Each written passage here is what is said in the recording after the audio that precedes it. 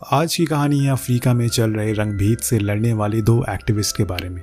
इनकी हरकतों से परेशान होकर गवर्नमेंट इन दोनों को साउथ अफ्रीका की सबसे खतरनाक जेल में बंद कर देती है, जहां से निकलने के बारे में कोई सोच भी नहीं सकता। लेकिन कहानी का मेन कैरेक्टर टिम अपने शातिर दिमाग का इस्तेमाल करके इस जेल से बाहर निकलने की कोशिश में लगा हुआ है। क्या टिम इस जेल से भागने में कामयाब होगा या फिर नहीं, चलिए जानते। तो कहानी की शुरुआत में हम देखते हैं कि 1970 साउथ अफ्रीका के लोग रेसिज्म यानी कि ब्लैक और वाइट को खत्म करने के लिए अपने हक के लिए सड़कों पर आकर दंगे कर रहे हैं। ये लोग अपनी आज़ादी के लिए बहुत सालों से लड़ रहे थे और जब सरकार ने इनकी बातें मानने से इनकार कर दिया तो ये लोग सड़कों पर उतर आए। और इसी समय अफ्रीका में लोगों के हक के लिए आवाज़ उठाने वाली एक ऑर्गेनाइजेशन बनी थी जिसका नाम था ANC यानी कि अफ्रीकन नेशनल कांग्रेस।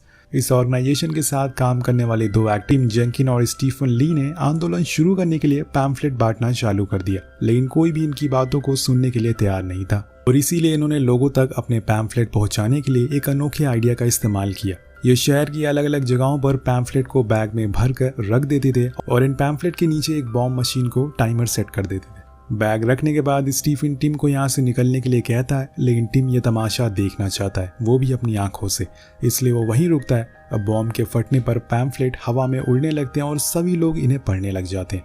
काम खत्म होने के बाद टिम और स्टीफन जाने वाले थे, लेकिन इससे पहले कि इन्हें अरेस्ट कर लिया जाता है, क्योंकि इन्होंने जो पैम्फलेट बांटी थे उनमें सरकार के खिलाफ आंदोलन शुरू करने की बात लिखी हुई थी, जो कि गैर कानूनी है। गिरफ्तारी के बाद पता चलने पर टिम की गर्लफ्रेंड पुलिस स्टेशन में आती है और उसके जूते में छुपके से कुछ पैसे छुपा देती है ताकि वो उसके काम आ सके। टिम जल्दी से बाथरूम में आता है और वो उन पैसों को डालता है सिगरेट के बॉक्स में और इस बॉक्स को अपने पिछवाड़े में डाल देता है ताकि तलाशी लेने पर पुलिस को कुछ भी ना मिले। इसके बाद दोनों को कोर्ट में जज के सामने पेश किया जाता है तो सारे सबूत इनके खिलाफ मिलते हैं।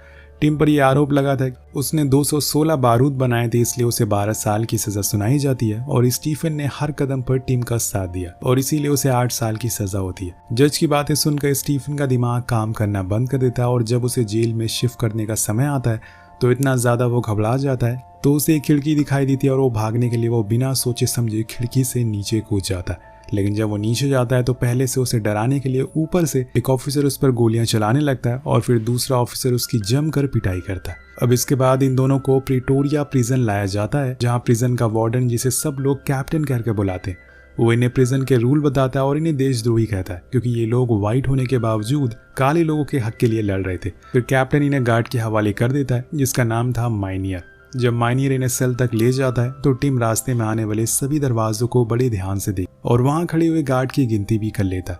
अब जब इन्हें सेल के अंदर डाला जाता है तो टिम देखता है कि सेल को ग्रिल के दरवाजे से बंद किया गया है और ग्रिल के बाहर मेटल का बहुत बड़ा दरवाजा लगा हुआ है। जाने से पहले माइनियर इन्हें दोबारा रूल बताता है और कहता है कि अपने सेल को हमेशा साफ रखना, क्योंकि जरा सी भी गंदगी मिलने पर तुम्हें सजा दी जा सकती है। अब सेल के अंदर जाने के बाद ये दोनों दीवार को नॉक करके एक दूसरे से कम्युनिकेट करते हैं। वह अगले दिन यानी कि जेल में अपने पहले दिन पर उनको ब्रेकफास्ट के समय पता चलता है कि कैदियों की ब्लू और ग्रे यूनिफॉर्म के बीच में क्या डिफरेंस है। जिन कैदियों ने ब्लू यूनिफॉर्म पहनी हुई थी उन्होंने खून जैसे बड़े क्राइम किए थे और उन्हें उम्र कैद की सजा मिली हुई थी। वहीं जिन लोगों ने ग्रे यूनिफॉर्म पहनी थी वो सभी पॉलिटिकल एक्टिविस्ट होते हैं जिन्हें 5 से 20 साल तक सजा मिली हुई थी। ब्रेकफास्ट के समय इन दोनों को डैनियल नाम का बहुत बड़ा पॉलिटिकल एक्टिविस्ट मिलता है। टिम उसे अपनी और स्टीफन की सजा के बारे में बताता है, लेकिन वो कहता है कि वो इतने समय तक यहाँ नहीं टिकने वाला।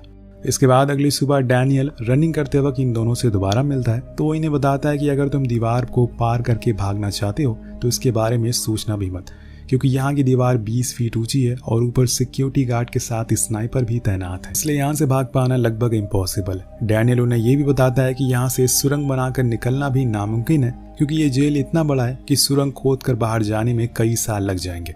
अब इन तीनों की बातें सुनकर डैनियल के जात लियोनार्ड नाम का एक फ्रेंच कैदी इनके पास आता है। वो इन्हें बताता है कि तुम्हें कभी भी डैनियल की बात नहीं सुननी चाहिए, क्योंकि वो यहाँ आने वाले उन लोगों को हमेशा डिमोटिवेट करता है जो यहाँ से भागना चाहते हैं। वो कहता है कि अगर तुम यहाँ से भागने का प्लान बना रहे हो तो मैं इस प्लान में तुम्हारा साथ दूंगा, इसके बदले में तुम्हें जो भी मदद चाहिए वो मैं दे सकता हूँ। इस तरह से ये तीनों एक टीम बन जाते हैं और तभी कैप्टन इन्हें बात करते हुआ देख लेता है और उसे इन पर शक होता है कि आने वाले समय पर कुछ जरूर गड़बड़ करने वाले। खैर, सेल में जाने के बाद टिम सबसे पहले अपने पिछवाड़े से सिगरेट बॉक्स में रखे हुए पैकेट को निकालता है, क्योंकि डैनियल ने उसे बताया था कि ज्यादा दिनों तक बॉक्स पीछे रखने से इन्फेक्शन हो सकता है। अब टिम रात भर दरवाजे के लॉक को देखकर सोचता रहता है कि इसे कैसे खोला जाए। इसी तरह से 23 दिनों तक सोचने के बाद रात को उसके दिमाग में एक आइडिया आता है कि अगर वो जेल के सभी दरवाजों की डुप्लीकेट चाबी बना ले तो वो आसानी से यहाँ से भाग सकता। अगले दिन नहाते समय टिम अपने दोनों साथियों को बताता है कि वो लकड़ी की चाबी बनाकर दरवाजे को खोलेंगे, लेकिन लियोनार्ड उसकी बातों को सीरियस नहीं लेता क्योंकि वो बताता है कि यहाँ बहुत सारे दरवाजे हैं और उनकी चाबियां बनाने में इतनी सारी लकड़ी का मिलना मुश्किल है। लेकिन स्टीफन बताता है कि हमें वर्कशॉप से लकड़ियों का जुगाड़ हो सकता है। अब जैसे जैसे दिन बीतने लगते हैं वैसे ही मौके मिलने पर टिम सिक्योरिटी गार्ड के पास चाबी देख देख कर हर रात उसकी ड्राइंग बना लेता है और इसी तरह से 74 दिन तक चाबियों को ऑब्जर्व करने के बाद फाइनली उसकी ड्राइंग बनकर तैयार हो जाती है। तो वो वर्कशॉप में छोटी छोटी लकड़ियों लेकर चाबी बनाने में लग जाता है। तभी बेल रिंग होने लगती है, जिसका मतलब था कि वर्कशॉप पर शिफ्ट बदलने वाली है। अब इन लकड़ियों को अपने साथ ले जाने के लिए टिम उसे अपने थर्मस में भर लेता है और ये लकड़ी के टुकड़े हिल नहीं सकते, इसलिए टिम उसके ऊपर कपड़ा दबा देता है। लेकिन वापस आते समय माइनियर को उसके ऊपर शक होता है, इसलिए वो थर्मस का पानी निकाल कर उसे हिलाकर चेक करता है, लेकिन अंदर से कोई भी आवाज नहीं आती, इसलिए वो टिम को छोड़ देता है। अब सेल में जाने के बाद टिम उन लकड़ी के टुकड़ों को जोड़कर फाइनली चाबी बना लेता है और आधी रात में वो अंदर लगे हुए ग्रिल को खोल लेता है। अब चाबी के आइडिया को काम करता देख टिम बहुत ज्यादा खुश होता है कि वो सही रास्ते पर जा रहा है। लेकिन जब वो बाहर बना हुआ मेटल का दरवाजा देखता है तो निराश हो जाता है क्योंकि उस दरवाजे का लॉक बाहर की साइड से खुलता है। लेकिन यहाँ दोस्तों टिम ने निराश होकर हार नहीं मानी थी। वो कुछ दिन और कोशिश करता है और उस दरवाजे की भी चाबी बना लेता है। और अगले दिन जब जेल के सभी कैदी कॉरिडोर की सफाई कर रहे होते हैं तब टिम अपनी चाबी को टेस्ट करता है और लियोनार्ड दूसरे दरवाजे पर पहरा दे रहा था। हालांकि उसकी चाबी सही तरीके से काम तो करती है, लेकिन जैसे ही वो चाबी को लॉक से बाहर निकालता है तो हड़बड़ी में चाबी टूटकर अंदर ही रह जाती है और उसी समय लियोनार्ड बताता है कि जेलर उनकी ही तरफ आ रहा है। टिम बहुत ज्यादा डर जाता है, लेकिन वो किसी भी तरह से स्क्रू ड्राइवर की मदद से जेलर के आने से पहले उस टुकड़े को निकाल लेता है, लेकिन वो जल्दी जल्दी में लॉक को बंद करना भूल जाता है। अब इसके बाद जब टिम अपने सेल में होता है तो वो डर के मारे उसके पसीने छूटने लगते हैं क्योंकि जब जेलर को पता चलेगा कि लॉक खुला है तो वो उसे छोड़ेगा नहीं। फिर थोड़ी देर बाद जब जेलर यहाँ आता है तो वो दरवाजे के लॉक को खुला देखकर हैरान रह जाता है क्योंकि इतने सालों में उसके साथ ऐसा कभी नहीं हुआ। लेकिन वो दरवाजे पर ज्यादा ध्यान नहीं देता और उसे बंद करके वहां से चला जाता है। कुछ दिनों के बाद साल का वो समय आ जाता है जब कैदियों को उसके परिवार से 30 मिनट तक मिलने का समय मिलता है। लेकिन जब लियोनार्ड अपने बेटे से मिलता है तो वो दोनों फ्रेंच में बातें करने लगते हैं, जिसे देखकर सिक्योरिटी गार्ड उसे 30 मिनट से पहले ही वापस सेल में भेज देता है और इस बात से उसे बहुत गुस्सा आता है। अब देखते ही देखते जेल के अंदर इन लोगों को 182 दिन हो जाते हैं और इनकी टेंशन दिन ब दिन बढ़ती जा रही थी क्योंकि इन्हें समझ नहीं आ रहा था कि सेल के बाहर वाले दरवाजे को कैसे खोले। लेकिन एक दिन सेल के अंदर सफाई करते समय लियोनार्ड को आइडिया आता है कि वो रस्सी की मदद से चाबी को लॉक तक पहुंचा सकते हैं। लेकिन टिम बताता है सिर्फ रस्सी से दरवाजे को खोल नहीं सकते क्योंकि हमें चाबी को घुमाना भी होगा। जब ये तीनों इस बारे में डिस्कस कर रहे होते हैं तभी जेलर वहां आ जाता है और इन्हें बात करते हुए देखकर उसे इन तीनों पर डाउट होता है, पर पूछे जाने पर ये कहते हैं कि ये तो बस अपने काम के बारे में बातें कर रहे थे। जेलर के जाने के बाद स्टीफन की नजर झाड़ू की स्टिक पर पड़ती है, जिसे देखकर उसे एक और आइडिया आता है कि अगर किसी तरह से इस चाबी को स्टिक में फंसा दे तो इसकी मदद से चाबी को घुमाकर लॉक को खोला जा सकता है। लेकिन उनके पास जो स्टिक होती है वो छोटी होने की वजह से दरवाजे तक पहुंच नहीं पा रही थी, इसलिए स्टिक की लंबाई बढ़ाने और रोटेटिंग मैकेनिज्म बनाने के लिए टिम जब अगले दिन वर्कशॉप में जाता है तो उसे एक मशीन दिखाई देती है, जिससे इंस्पायर होकर टिम वैसे ही सेम चीज अपनी स्टिक में फिट कर देता है। अब आधी रात को टिम अपनी चाबी को ट्राई करने के लिए जाता है तो वो बहुत कोशिश करने के बाद उस लॉक को फाइनली खोलने में कामयाब हो जाता है। लेकिन जब वो चाबी को बाहर निकाल रहा होता है तो चाबी स्टिक से गिर जाती है और ये देखकर टिम पैनिक करने लगता है। वो सोचने लगा था कि चाबी को अंदर कैसे लाए। कुछ देर तक सोचने पर टिम को आइडिया आता है कि वो एक च्युइंगम को चबाकर झाड़ू की स्टिक में आगे लगा देता है और उस स्टिक की मदद से चाबी को अंदर खींच लेता है। अगली सुबह जब टिम ब्रेकफास्ट करने के लिए जाता है तो वो कल रात का इंसिडेंट के बारे में अपने दोस्तों को बताता है और ये सारी चीजें बताते हुए उसके हाथ अभी तक कांप रहे थे। चाबी के काम करने की बात सुनकर वो दोनों भी बहुत खुश हो जाते हैं। अब टिम अपने पास इन चाबियों को नहीं रख सकता क्योंकि अगर वो पकड़ा गया तो उसकी सजा और बढ़ा दी जाएगी और उसे ये काम फिर से शुरू करना पड़ सकता है। इसलिए वो जब गार्डन में काम कर रहा होता है तो स्टीफन उसे चाबियों से भरा जार पकड़ा देता है, जिसे टिम मिट्टी के अंदर दफना देता है। लेकिन ज्यादा देर तक इन दोनों को साथ में बातें करता देखकर जेलर को इन पर फिर से शक हो जाता है और वो पास आकर पूछता है, लेकिन टिम सारी बातें घुमा देता है।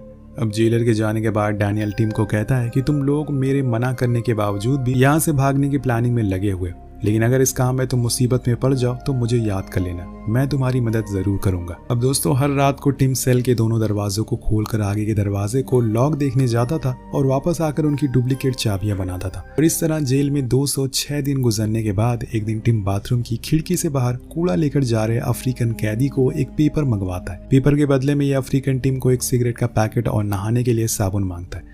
अब शाम को जब टिम वॉक के लिए जाता है तो गार्ड से बचते हुए उसे कचरे की डिब्बी के नीचे च्युइंगम से साबुन और सिगरेट के पैकेट को चिपका देता है और डिब्बे से पेपर निकाल कर अपने पास रख लेता है। कहानी और आगे बढ़ती है। अब टिम को जेल में 296 दिन हो चुके थे और वो हर रात की तरह लियोनार्ड के साथ अगले दरवाजे के लॉक को देखने के लिए जाता था और इसके साथ अपने बनाई हुई चाबी को चेक कर भी आता था। इसी तरह से उसने कई सारे दरवाजों की चाबियां बना ली थी जो उसे आज़ादी के बीच में आ रही थी। जब वो अपने फ्लोर के सभी दरवाजे खोलने के बाद ग्राउंड फ्लोर के दरवाजे को देखने के लिए नीचे जाता है तो उन्हें सामने से एक मोटे सिक्योरिटी गार्ड के आने की आवाज़ सुनाई देती है। इससे छिपने के लिए दोनों स्टेयर के पास बने हुए छोटे से स्टोर रूम में चले जाते हैं और इस स्टोर रूम के अंदर की तरफ कोई हैंडल नहीं होता, इसलिए लियोनार्ड एक बोल्ट की मदद से दरवाजे को पकड़े रखता है। अब इनकी जान अटकी हुई थी, अगर ये पकड़े गए तो इतनी दिनों की मेहनत सब कुछ बर्बाद हो जाएगी। लेकिन इनकी जान बच जाती है और सिक्योरिटी गार्ड के जाने के बाद टिम और लियोनार्ड सभी चाबियों को इकट्ठा करके वापस अपने सेल में आ जाते हैं। टिम सेल की चाबी के टुकड़े करके एक कप में डाल देता है। अब पूरी रात जागने के कारण ये दोनों अगले दिन ज्यादा देर तक सोते रहते हैं। जब माइनियर को इसका पता चलता है तो उसे इन पर शक होता है कि ये रात को कुछ प्लानिंग जरूर कर रहे हैं, इसलिए वो सभी कैदियों को सेल से बाहर निकाल उनके सेल की अच्छे से तलाशी करता है। टिम के सेल की तलाशी करते वक्त माइनियर के हाथ से वो कप गिर जाता है जिसमें चाबी के टुकड़े रखे हुए थे। जब माइनियर उससे लकड़ी के बारे में पूछता है तो टिम बड़ी ही होशियारी से कहता है कि यह टुकड़ा फोटो स्टैंड में काम आता है।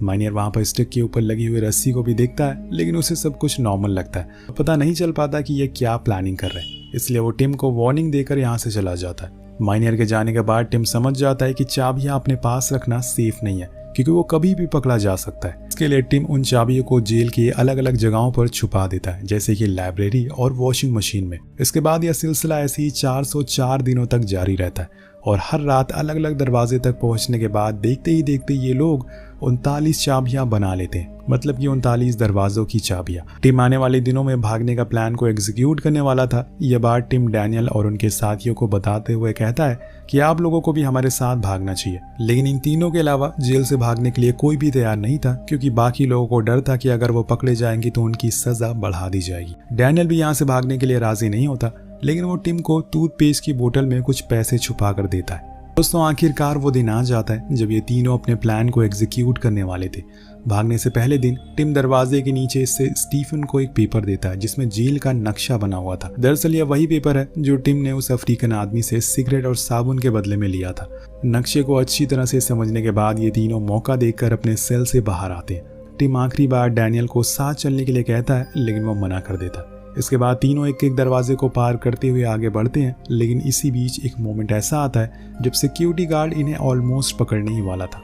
लेकिन तभी डैनियल अपने सेल के बल्ब को फ्यूज करके पूरे फ्लोर में शॉर्ट सर्किट कर देता है, जिससे कि सभी कैदी शोर मचाने लगते हैं और सिक्योरिटी गार्ड को बुलाने लगते हैं। डैनियल ने ऐसा इसलिए किया क्योंकि जब एक सिक्योरिटी गार्ड बिजली को सही करेगा तब इन तीनों को भागने का मौका मिल सकेगा।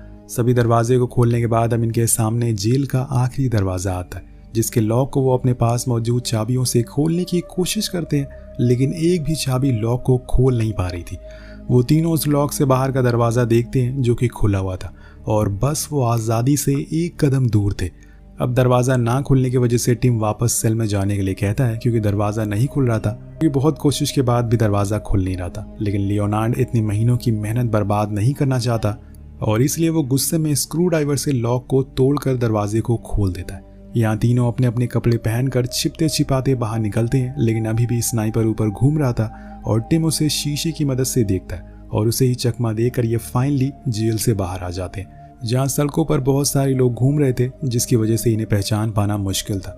कुछ दूर आने के बाद ये तीनों डैनियल के दिए हुए पैसों से टैक्सी लेकर इस शहर से बाहर निकल जाते हैं। और इधर जेल में जब माइनियर रूटीन वॉक के लिए आता है तो वो देखता है कि 3 कैदी अपने सेल से फरार हो गए।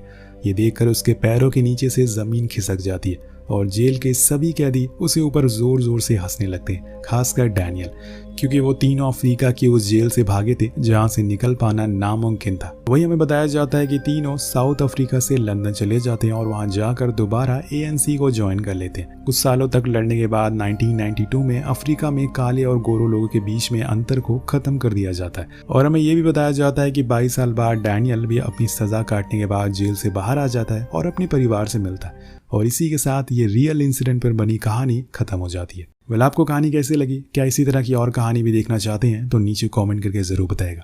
मिलते हैं अगली वीडियो में। Peace out.